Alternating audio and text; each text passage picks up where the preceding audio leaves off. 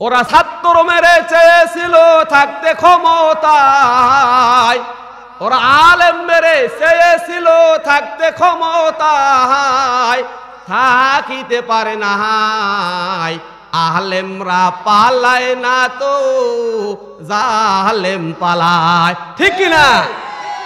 17 বছর খুব হয়েছে, এইরকম ভাবে কথা বলার মতন কেউ সাহস পায় নাই। যদি কথা বলতো মাইকটা কারে নিয়ে বলতো, এই বেটা সাবধানে কথা বল না তো তোকে দুনিয়া থেকে বিদায় করে দেব। কোন হুজুর মাইকের ওয়াজ করে শান্তি পায় নাই, কোন খতিব মসজিদে কথা বলে শান্তি পায় নাই, কোন আলেম মাঠের মধ্যে বক্তব্য দিয়ে শান্তি পায়নি।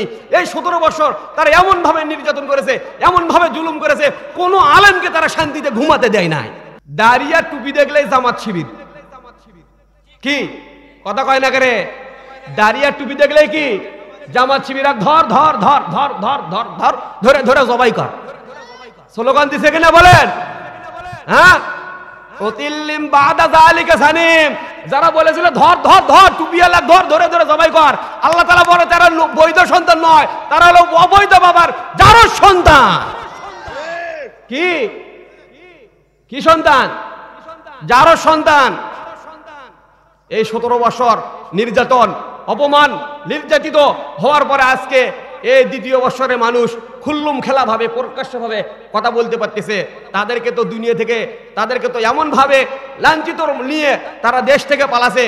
এমন কি আপনারা হয়তো শুনেছেন যে এই 17 বছর কোন জায়গায় দাড়ির কথা বললে তারা দাড়ি নিষেধ করেছে কিনা বলেন? পুলিশের চাকরিতে একটা নিয়ম আসছিল না যে এই যে দাড়ি ছোঁয়া যাবে না, ঠিক কিনা?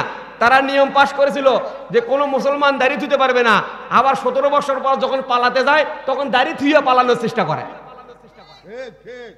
কি থুয়ে? দাড়ি থুয়ে পালানোর চেষ্টা করে।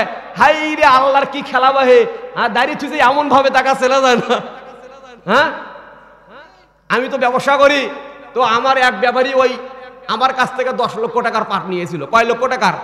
10 লক্ষ টাকার পাট নিয়েছিল এবং সেই টাকাটা সে আমাকে মেরে দেওয়ার চেষ্টা করেছিল।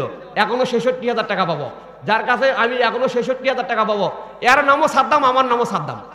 তখন আমার নামে যে সিটার সাদ্দাম আছে এই তো আর পালাবার পায় না।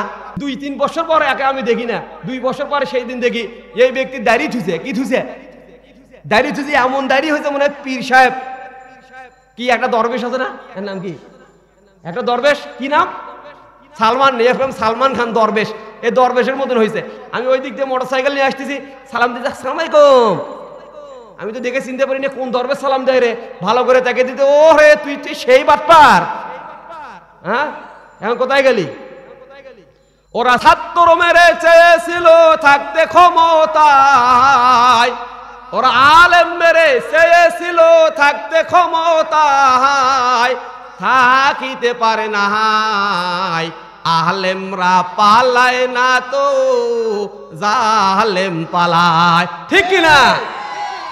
ওরা ছাত্র মেরে চেয়েছিল থাকতে ক্ষমতায়, ওরা আলেম মেরে চেয়েছিল থাকতে ক্ষমতায়, থাকিতে পারে না আলেমরা পালায় না তো জালেম পালায়, আলেমরা পালায় না তো জালেম পালায়।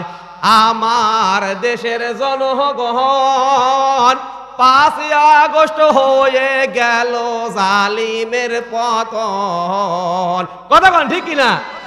আমার দেশের জনগণ 5 আগস্ট হয়ে গেছে জালিমের পতন। সময় ছিল 45 মিনিট, গণভবন না সারিলে হয়তো রে ফিনিশ। কতক্ষণ? সময় ছিল 45 মিনিট, গণভবন না সারিলে হয়তো রে ফিনিশ।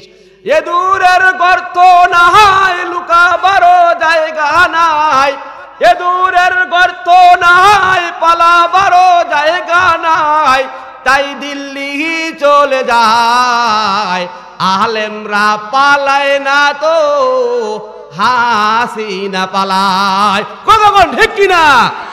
লিল্লাহে তাকবীর। আল কোরআনের আলো আল হাদিসের আলো